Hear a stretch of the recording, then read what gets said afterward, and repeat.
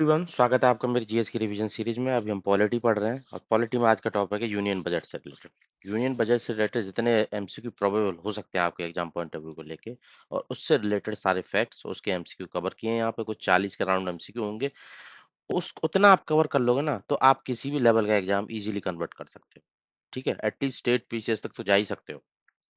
तो चलिए शुरू करते हैं with first MCQ. Annual financial statement, union budget, ठीक है, ये किस आर्टिकल के अंदर प्रेजेंट किया जाता है? ये प्रेजेंट किया जाता है आर्टिकल 112 के अंदर। और आर्टिकल 112 में बजट टर्म कहीं भी मेंशन नहीं है। सीधी बात है, जो कॉन्स्टिट्यूशन के अंदर आर्टिकल 112 है वहां पे बजट नहीं लिखा हुआ, वहां पे लिखा हुआ है एनुअल फाइनेंशियल स्टेटमेंट। तो ये क्वेश्चन कई बार आ सकता है कि कॉन्स्टिट्यूशन के अंदर बजट टर्म मेंशन है या नहीं? नहीं है। क्या मेंशन है? एनुअल फाइनेंशियल स्टेटमेंट, आर्टिकल 112 के अंदर। सिंपल, ठीक है। नेक्स्ट एमटीयू पे आ जाते हैं। Demand for grants are voted by, जो डिमांड्स होती हैं उनको, जो एक्सपेंडिचर होता है, मतलब जो एक्सपेंडिचर के लिए डिमांड्स करी जाती है, ग्रांट्स की इतना पैसा दे दो यहाँ पे खर्चा करना है सरकार को, ठीक है। तो जो वो डिमांड्स ऑफ ग्रांट होती हैं उन पर वोटिंग कौन कर सकता है? उन पर वोटिंग कर सकते हैं ओनली लोकसभा। और ये लोकसभा के अंदर ही इंट्रोड्यूस की जाती हैं पहले। उन पर वोटिंग का राइट्स पर लोकसभा के ऊपर ही होता है। बाकी वो दूसरी राज्यसभा वो बस रिकमेंडेशन कर सकती है, ठीक है। तो वोटिंग ओनली होती है लोकसभा के द्वारा। सिंपल, एक्सपेंडिचर से रिलेटेड है डिमांड ऑफ ग्रांट, तो इसलिए इस पे वोटिंग भी राइट भी लोकसभा के पास। सिंपल। एप्रोप्रिएशन बिल किस आर्टिकल के अंदर इंसर्ट किया जाता है, मतलब इंट्रोड्यूस किया जाता है, ठीक है। एप्रोप्रिएशन बिल एक मनी बिल है। एप्रोप्रिएशन बिल के अंदर पैसा निकाला जाता है कंसोलिडेटेड फंड ऑफ इंडिया से एक्सपेंडिचर करने के लिए, ठीक है। तो ये किस आर्टिकल के अंदर मेंशन है? ये मेंशन है आर्टिकल 114 के अंदर। सिंपल, ठीक है। पैसा निकालना कंसोलिडेटेड फंड ऑफ इंडिया से खर्च करने के लिए, ये एक मनी बिल था, ठीक है। सप्लीमेंट्री और एक्सेस ग्रांट किस आर्टिकल के अंदर मेंशन है? ठीक है, कुछ ग्रांट्स होती हैं, सप्लीमेंट्री होती है, एक्सेस होती है, एडिशनल होती है, वोट ऑफ क्रेडिट होती है, वोटर अकाउंट होती है, एक्सेप्शनल होती है। तो ये सब ग्रांट्स किस किस आर्टिकल के अंदर कवर है, उससे रिलेटेड अगले दो क्वेश्चन है। पहला क्वेश्चन है सप्लीमेंट्री और एक्सेस ग्रांट ये कहाँ पे कवर्ड है, ठीक है। तो सप्लीमेंट्री जो ग्रांट्स होती हैं और एक्सेस ग्रांट होती हैं या फिर एडिशनल ग्रांट्स होती हैं, ये आर्टिकल 115 के अंदर मेंशन है। 115 के अंदर सप्लीमेंट्री, एडिशनल और एक्सेस, सप्लीमेंट्री ग्रांट्स होती हैं अंदर आर्टिकल 115, ठीक है। इसके बाद अगर बात हो vote on account, vote on credit और exceptional grant. Vote on account क्या होता है, वोट ऑन क्रेडिट क्या होता है, एक्सेप्शनल क्या होता है, ये भी बता देता हूँ। Vote on account, budget pass नहीं हुआ है तो उस दौरान सर पैसा खत्म हो चुका है सरकार के पास, खर्चे करने के लिए चाहिए तो 2 महीने के लिए कुछ पैसा मिल जाता है, ठीक है। Vote on credit, exceptional situation के लिए एक तरीके का क्रेडिट कार्ड है। और एक्सेप्शनल ये भी बजट का पार्ट नहीं होती, ये भी अलग तरीके की ग्रांट है, ठीक है। तो ये तीनों होती है आर्टिकल 116 के अंदर, ठीक है। जो सरकार जो वोटर, ये स्पेशल केस है, voter credit, voter account, exceptional case 116 के अंदर होती है। और जो सप्लीमेंट्री, एडिशनल और एक्सेस होती है वो 115 के अंदर होती है, ठीक है। Financial bill require special provision. जो फाइनेंशियल बिल होते हैं उनके लिए एक स्पेशल प्रोविजन रिक्वायरमेंट होती है। तो वो क्या होती है? स्पेशल रिकमेंडेशन चाहिए होती है प्रेसिडेंट की, ठीक है। तो वो किस आर्टिकल के अंदर मेंशन है? मेंशन है आर्टिकल 117 के अंदर। सिंपल, ठीक है। करेक्ट ऑर्डर क्या है? बजट जो पास किया जाता है उसमें कुछ ऑर्डर फॉलो किया जाता है कि पहले ये होगा, फिर ये होगा, फिर ये होगा। तो उसका ऑर्डर पूछ लिया यहाँ पर, ठीक है। तो सबसे पहले तो बजट को प्रेजेंट किया जाता है, ऑप्शन में है एप्रोप्रिएशन है, फाइनेंस है, जनरल डिस्कशन है, डिमांड ऑफ ग्रांट्स है, ठीक है। तो अब इसमें से देख लेते हैं। पहले प्रेजेंट किया जाता है बजट को, बजट को प्रेजेंट कर दिया। उसके बाद होता है जनरल डिस्कशन। तो सबसे पहले आएगा जनरल डिस्कशन, 4 आ गया, ठीक है। जनरल डिस्कशन के बाद होता है डिमांड्स ऑफ ग्रांट्स पे बात, ठीक है। ग्रांट्स को अप्रूवल देना, ठीक है। फिर उसके बाद आता है डिमांड ऑफ ग्रांट पास होगी, अब कंसोलिडेटेड फंड ऑफ इंडिया से पैसा निकालना है। फिर आता है अप्रोप्रिएशन बिल, ठीक है। फाइनली पैसे निकाल लिए खर्चे के लिए, अब उठाना, रेवेन्यू भी तो जनरेट करना है। तो फिर आता है फाइनेंशियल बिल, ठीक है। सबसे पहले क्या आता है? प्रेजेंट करना बजट को, वो तो ऑप्शन में है नहीं। तो उसके बाद कौन सा आएगा? General discussion. फिर आएगा डिमांड ऑफ ग्रांट्स, फिर आएंगे पैसा निकालना, अप्रोप्रिएशन बिल। फिर उसके बाद उस पैसा निकाल, जो पैसा खर्चा तो कर दिया पर रेवेन्यू भी तो जनरेट करो। फिर आता है फाइनेंस बिल। सबसे लास्ट में रेवेन्यू जनरेट करना, पहले खर्चे की बात करना, ठीक है। सिंपल सीक्वेंस आपको याद रखना है। नोट्स भी मैंने बाद में ऐड किए हुए हैं, ठीक है। ये बजट प्रेजेंट किया, फिर जनरल डिस्कशन हुआ, डिमांड ऑफ ग्रांट हुई, अप्रोप्रिएशन बिल हुआ, फाइनेंस बिल हुआ। इस पूरे टॉपिक के नोट्स में लास्ट में ऐड किया हूँ। जब सारे एमसीक्यू खत्म हो जाएंगे तो आप थ्योरी भी डिस्कस करते हो, वहां से समझ सकते हो, साथ साथ एमसीक्यू भी अपनी कवर कर सकते हो। Vote on account allow government to withdraw money from, जो वोट ऑन अकाउंट है गवर्नमेंट को अलाउ करते हैं पैसे विड्रॉ करने, कहाँ से, ठीक है, और कितने पीरियड के लिए। वोट ऑन अकाउंट का 2 महीने के लिए जनरली, क्योंकि उस टाइम में पहले ये क्या बोलते हैं इसको, बजट पास नहीं हो पाता था टाइमली, तो 2 महीने के लिए वोट ऑन अकाउंट के थ्रू पैसे निकाले जा सकते थे कंसोल फंड ऑफ इंडिया से, ठीक है। तो 2 महीने का नॉर्मल टेन्योर रहता था इसका। वोट ऑफ क्रेडिट किस लिए यूज किया जाता है? अब वोट ऑफ क्रेडिट भी आर्टिकल 116, तो ये भी किस लिए, अनफोर्सीन अर्जेंट एक्सपेंडिचर के लिए, ठीक है, क्रेडिट कार्ड की तरह, वॉर वगैरह वाली सिचुएशन में। एक्सेप्शनल ग्रांट, ये किसके लिए सैंक्शन की जाती है? एक्सेप्शनल सिचुएशन होगी भाई। एक्सेप्शनल कैसी सिचुएशन होगी?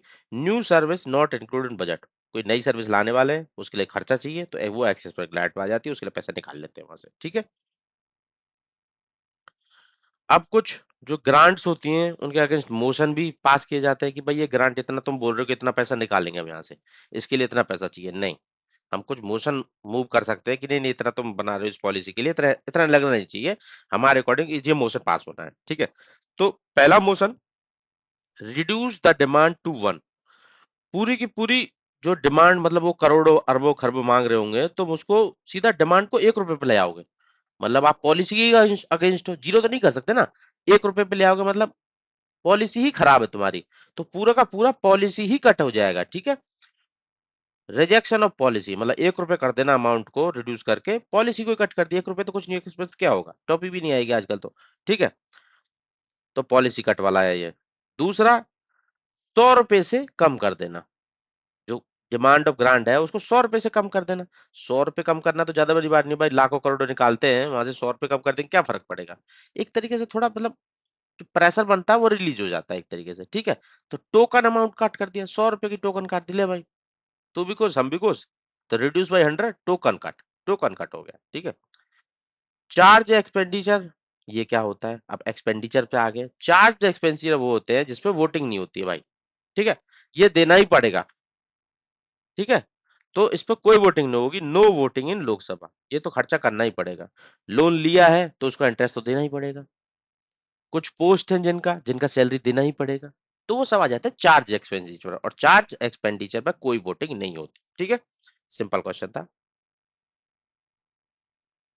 Money in public account is, जो पब्लिक अकाउंट के अंदर पैसा होता है वो ट्रस्ट में रखा जाता है, उस पब्लिक अकाउंट के अंदर can be withdrawal without debate, कोई डिबेट वेट नहीं होती, उस पर विड्रॉ किया जा सकता है प्रॉपरली, ट्रस्ट में रखा जाता है और कोई भी डिबेट नहीं चाहिए होती उसके लिए, ठीक है, पैसा निकालने के लिए पब्लिक अकाउंट के अंदर। पब्लिक अकाउंट किस आर्टिकल के अंदर आता है? आर्टिकल 262 सब क्लॉज 2, ठीक है। किसका कंट्रोल होता है कंटिजेंसी फंड के ऊपर? कंटिजेंसी फंड के ऊपर, जैसा कि उसके अंदर आजकल 500 करोड़ के आसपास पैसा है, ठीक है, तो उसके ऊपर कंट्रोल किसका होता है? कंटिजेंसी फंड के ऊपर कंट्रोल किसका होता है? तो यहां से खर्चा करने का कंट्रोल होता है अपने प्रेसिडेंट के पास, ठीक है, प्रेसिडेंट के पास होता है। और प्रेसिडेंट के बिहाफ पे कौन खर्चा करता है? सेक्रेटरी, फाइनेंस सेक्रेटरी खर्चा करते हैं, उनके बिहाफ पे ये ऑपरेट करते हैं। फिस्कल डेफिसिट का एक क्वेश्चन देख लेते हैं। फिस्कल डेफिसिट मतलब जो ये ईयर के, ये मतलब एक पर्टिकुलर ईयर के अंदर इतना डेफिसिट में रहे, मतलब इतने घाटे में रहे, ठीक है, इस फिस्कल ईयर में इतना घाटे में रहे, डेफिसिट मतलब घाटे में रहना, घाटे में रहे मतलब एक्सपेंडिचर ज्यादा किया होगा, ठीक है। तो टोटल एक्सपेंडिचर सरपास कर गया होगा जो आपने रेवेन्यू जनरेट किया होगा, कमाया होगा, प्लस में नॉन डेब्ट कैपिटल रिसिप्ट, कैपिटल से भी कुछ पैसे आए होंगे जैसे आपने, ठीक है, नॉन डेब्ट मतलब कर्जा ना लेके कुछ रिसिप्ट जनरेट करना कैपिटल फॉर्मेट में, तो वो सब मिला के आपके एक्सपेंडिचर से कम रहे होंगे, तभी आपका फिस्कल डेफिसिट के अंदर गया होगा, ठीक है। तो total expenditure minus revenue receipt plus, मतलब इसी के अंदर ये दोनों दोनों कटाने एक्सपेंडिचर में से, रेवेन्यू रिसिप्ट प्लस में नॉन डेब्ट कैपिटल रिसिप्ट, ठीक है। डेब्ट को इंक्लूड करेंगे क्योंकि डेब्ट के थ्रू अगर आप डेब्ट ज्यादा ले आओगे तो आपका डेफिसिट में दिखेगा ही नहीं प्रॉपर्ली, तो नॉन डेब्ट कैपिटल रिसिप्ट को इंक्लूड करना, ठीक है। रेवेन्यू रिसिप्ट, रेवेन्यू डेफिसिट हो गया, जो रेवेन्यू ही था उसमें से भी खर्चा कर दिया आपने, रेवेन्यू आप जनरेट कर रहे थे ना, उसमें से भी खर्चा कर दिया, मतलब वो भी डेफिसिट में हो गया, मतलब रेवेन्यू का एक्सपेंडिचर रेवेन्यू की रिसिप्ट को क्रॉस कर गया, तो option B will be the correct, ठीक है। प्राइमरी डेफिसिट क्या होता है? प्राइमरी डेफिसिट होगा फिस्कल जो डेफिसिट हुआ है एक्चुअल उसमें से किस चीज को घटा के। प्राइमरी मतलब इस ईयर का कितना डेफिसिट रहा है।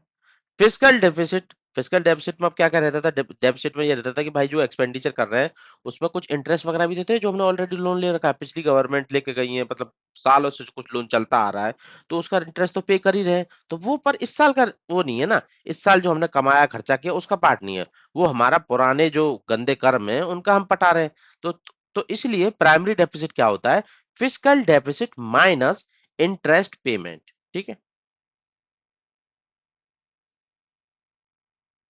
समझ आया। जो इंटरेस्ट पेमेंट है उसको घटा देते हैं तो वो प्राइमरी डेफिसिट हो जाता है। इफेक्टिव रेवेन्यू डेफिसिट, अब रेवेन्यू भी डेफिसिट में रहा, रेवेन्यू के एक्सपेंडिचर, रेवेन्यू रेवेन्यू जो जनरेट हुआ है उसको सरपास करके। इफेक्टिव डेफिसिट किसको बोलेंगे, कि कुछ एक्सपेंडिचर जो किया होगा वो कैपिटल फॉर्मेशन में तो किया होगा, जिससे भी तो बाद में रेवेन्यू जनरेट होगा, तो उसको इसमें से घटा देंगे, तब इफेक्टिव रेवेन्यू डेफिसिट निकल के आता है। ठीक है, exclude grants for creation of assets. ठीक है, जो क्रिएशन एसेट बनाने के लिए जो कैपिटल एक तरीके से खर्चा किया है कैपिटल बना जनरेट करने के लिए, उसको घटा देते हैं तो रेवेन्यू डेफिसिट में से तो इफेक्टिव रेवेन्यू डेफिसिट निकल के आता है। Financial bill one, money bill कब बनता है, जब वो मनी बिल आर्टिकल 110 के अंदर है, उन टॉपिक्स जो 7 टॉपिक थे, मैं लास्ट चैप्टर में आपको बताया था मनी बिल से रिलेटेड, तो उन सब से रिलेटेड कुछ भी आता है, बस उन्हीं से रिलेटेड, कुछ अदर नहीं आएगा, तब फाइनेंशियल बिल बन जाता है आर्टिकल 110 के अकॉर्डिंग मनी बिल। ठीक है, फाइनेंशियल बिल टू, ये कौन सा बिल है, ये भी मनी बिल है क्या, ये कॉन्स्टिट्यूशन बिल है, ये ऑर्डिनरी बिल होता है भाई। ठीक है, ये किसी भी तरीके से मनी बिल बन ही नहीं सकता। एप्रोप्रिएशन बिल आर्टिकल 114 के अंदर पैसा निकाला जाता है कंसोलिडेटेड फंड ऑफ इंडिया से, तो इसको माना जाता है ए मनी बिल, क्योंकि बात कंसोलिडेटेड फंड ऑफ इंडिया से पैसे निकालने की हो रही है, जो कि 7 जो टॉपिक है आर्टिकल 110 के अंदर उसके अंदर आता ही आता है। ठीक है, एप्रोप्रिएशन बिल की डिफीट होगी मतलब मनी बिल की डिफीट होगी, मनी बिल को तो मिनिस्टर ने इंट्रोड्यूस किया था, मतलब कॉन्फिडेंस खत्म हो गया लोकसभा का मिनिस्टर्स में, तो क्या दिक्कत हो सकती है, नो कॉन्फिडेंस हो सकता है गवर्नमेंट में। ठीक है भाई, तो नो कॉन्फिडेंस आ गया एक तरीके से गवर्नमेंट में। बजट पार्लियामेंट के सामने किसके द्वारा, ठीक है, देखिए ये क्वेश्चन काफी ट्रिकी होता है, budget is laid before parliament by, ठीक है, तो इसमें होता है कि किसके कारण, कौन कॉज है जो प्रेजेंट करने के लिए बजट को, रीजन है, वो है प्रेसिडेंट, पर जो प्रेसिडेंट के बिहाफ पे बजट को प्रेजेंट कौन करता है पार्लियामेंट के अंदर, वो है फाइनेंस मिनिस्टर। ठीक है, बट जो रीजन है वो प्रेसिडेंट है, तो इस क्वेश्चन का आंसर प्रेसिडेंट होगा। ठीक है, budget is laid before the parliament by president, और on his behalf finance minister को ले डाउन करता है। ठीक है, ऐसा कॉन्स्टिट्यूशन के अंदर मेंशन है, president cause budget to be laid. ठीक है, simple question. Passage of cut motion, cut motion pass हो रहे हैं कि पॉलिसी कट कर दो, टोकन कट कर दो। ठीक है, तो कट मोशन पास होना मतलब सपोर्ट में नहीं है लोकसभा के मेंबर तुम्हारे गवर्नमेंट के, तो एक तरीके से लॉस ऑफ कॉन्फिडेंस हो रहा है। ठीक है, तो implies loss of confidence. Railway budget को कब मर्ज किया गया था यूनियन बजट के साथ, 17-18 में किया गया था, और इसको विवेक ओबराय जी कमेटी के रिकमेंडेशन के बेस पे किया था। ठीक है, इंटरिम बजट क्या होता है, इंटरिम बजट क्या होता है कि भाई देखो, या तो इलेक्शन होने वाले हैं कुछ टाइम बाद ही, तो फुल बजट बाद में लाया जाएगा, या गवर्नमेंट में काफी ज्यादा उथल पुथल देखने को मिल रही है, कभी भी गवर्नमेंट गिर सकती है, तो उस टाइम पे इंटरिम बजट आता है। तो इंटरिम बजट में क्या होता है, जैसे वोटर अकाउंट का कुछ पैसा और कुछ थोड़ा सा और एक्सपेंडिचर पास कर दिया जाता है, बाकी बाद में इलेक्शन के बाद या स्टेबल गवर्नमेंट होने के बाद बजट आएगा, फुल बजट। ठीक है, voter account plus limited expenditure. Economic survey कौन रिलीज करता है, अब इकोनॉमिक सर्वे को कौन रिलीज करता है, ये भी अच्छा क्वेश्चन है, तो इसको मिनिस्ट्री ऑफ फाइनेंस के द्वारा ही रिलीज किया जाता है एक दिन पहले बजट को प्रेजेंट करने से पहले, और उसको प्रिपेयर कौन करते हैं, चीफ इकोनॉमिक एडवाइजर। ठीक है, चीफ इकोनॉमिक एडवाइजर एक दिन पहले इसको बजट से पहले रखते हैं। ठीक है, इकोनॉमिक एडवाइजर के द्वारा।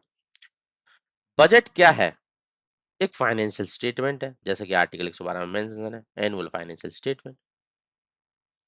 रेवेन्यू रिसिप्ट इंक्लूड करता है, रेवेन्यू, रेवेन्यू जनरेट करना कहाँ से जनरेट होगा, रेवेन्यू की जो रिसिप्ट है उसमें क्या क्या आएगा, डिविडेंड आएगा जो पीएसयू से, वो रेवेन्यू है या नहीं है? हाँ भाई वो रेवेन्यू है। बोरोइंग क्या है? ये कैपिटल रिसिप्ट है। रिकवरी ऑफ लोन ये भी कैपिटल रिसिप्ट है। डिसइन्वेस्टमेंट ये भी कैपिटल रिसिप्ट है। ठीक है, तो रेवेन्यू रिसिप्ट कौन सी है? Dividend from PSU. ठीक है। No money can be withdrawn from Consolidated Fund of India except under authority of warrant under issued by president। मतलब प्रेसिडेंट जब तक अथॉरिटी मतलब एक वारंट साइन करके नहीं देगा तब तक आप कंसोलिडेटेड फंड ऑफ इंडिया से पैसे नहीं निकाल सकते। अप्रोप्रिएशन बिल भी पास हो गया है, जब तक प्रेसिडेंट ऑफ इंडिया के द्वारा वारंट साइन करके नहीं मिलेगा पैसा नहीं निकाल सकते। ये कहाँ पे लिखा है, किस आर्टिकल के अंदर लिखा है? जो article consolidated fund of India से डील करता है, कौन सा? आर्टिकल 266। सिंपल बात। ठीक है। आर्टिकल 261 में सीएफआई, 262 पब्लिक अकाउंट, 263 प्रेसिडेंट का वारंट चाहिए पैसे निकालने के लिए। ठीक है, ये तीनों सब क्लॉज भी आपको याद रखना है। 114 में क्या था? अप्रोप्रिएशन बिल था, पास करना पड़ेगा। फिर उसके बाद 112 फाइनेंशियल बजट से रिलेटेड है। ठीक है। Union budget of India is prepared by, कौन प्रिपेयर करता है बजट इंडिया का? ठीक है, प्रेसिडेंट करता है, प्राइम मिनिस्टर करता है, मिनिस्ट्री ऑफ फाइनेंस करते हैं। मिनिस्ट्री ऑफ फाइनेंस करती है, और मिनिस्ट्री ऑफ फाइनेंस में भी सबसे important department of economic affair, जिसके पास ये कोऑर्डिनेट करती है सारे बजट को, डिपार्टमेंट ऑफ इकोनॉमिक अफेयर। अब इसमें सब क्या होते हैं?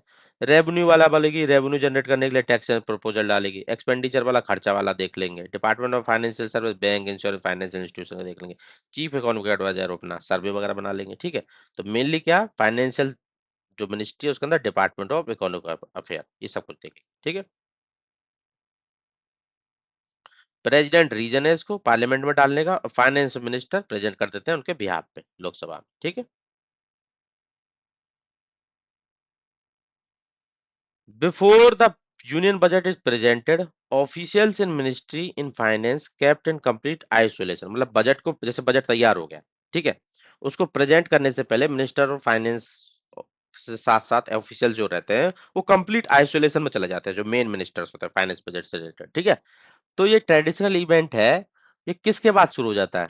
जब हलवा सेरेमनी हो जाती है। हलवा सेरेमनी मतलब कि बजट अब प्रिंट होना स्टार्ट हो गया भाई, बजट तैयार हो चुका है, प्रिंट होना स्टार्ट हो गया है। अब जो मिनिस्टर्स हैं हलवा सेरेमनी हो जाएगी, और जो मिनिस्टर है उनको आइसोलेट रख रहना पड़ेगा ताकि वो लीक ना कर दे इन्फॉर्मेशन। और जब तक बजट को प्रेजेंट ना कर दिया जाए फाइनेंस मिनिस्टर के द्वारा इन लोकसभा। ठीक है, तब तक के लिए हलवा सेरेमनी के साथ स्टार्ट हो जाता है। पहला हु प्रेजेंट था फर्स्ट बजट ऑफ इंडिया, पहला जो बजट प्रेजेंट किया गया था इंडिया का वो किसके द्वारा किया गया था? ठीक है, ये क्वेश्चन है, बहुत अच्छा क्वेश्चन है। ये थे आर के सनमुखन चेत्री जी के द्वारा। ठीक है, ये पहले फाइनेंस मिनिस्टर थे इंडिया के, तो उन्हीं के द्वारा इंडिपेंडेंट इंडिया के, तो उन्हीं के द्वारा इसको बजट किया गया था पहले बार 26 नवंबर 1947 के अंदर। ठीक है, कुछ और दो चार टॉपिक इसमें देख लेते हैं अच्छे अच्छे जो एमसीक्यू हो सकते हैं एग्जाम में। पहला बजट ब्रिटिश इंडिया का 1860 में जेम्स विल्सन के द्वारा लाया गया था। ठीक है, इंडिपेंडेंट इंडिया का सन्मुखा चेत्री जी के द्वारा, और जो ब्रिटिश इंडिया का 1860 में जेम्स विल्सन के द्वारा। लॉन्गेस्ट सर्विंग फाइनेंस मिनिस्टर कौन रह चुके हैं? मोरारजी देसाई जी रहे हैं। ठीक है, full first full digital budget ये निर्मला सीतारमन जी के द्वारा 21-22 में लाया गया था। Budget always presented in Lok Sabha not in Rajya Sabha, ये बात भी सही। ठीक है, कंटिजेंसी फंड ऑफ इंडिया किस आर्टिकल के अंदर आता है, और किसके पास अथॉरिटी होती है उसको ऑपरेट करने की? तो ये आता है 267 के पास, और अथॉरिटी है प्रेसिडेंट के पास। ठीक है, और प्रेसिडेंट के बिहाफ पे उसका सेक्रेटरी, फाइनेंस सेक्रेटरी उसको डील करता है। ठीक है, और इसमें कुछ इंपोर्टेंट है? ठीक है चलो, तो ये सारे मैंने नोट्स भी बाद में ऐड किए हुए हैं, इसके साथ आप यहाँ से अच्छे से रिवाइज कर सकते हैं, सब कुछ प्रॉपरली क्लब्ड है। तो इसी के साथ ये बजट का सेशन आज का खत्म। इसी तरह बने रहना, आपके पूरे टॉपिक्स एमसीक्यू वाइज जैसा एग्जाम में क्वेश्चन पूछा जाएगा, साथ ही साथ स्टैटिक पोर्शन अच्छे से कवर हो रहा है, और इसके साथ आपकी प्रैक्टिस और आपका आने वाला फ्यूचर सिक्योर हो पाएगा। Thank you.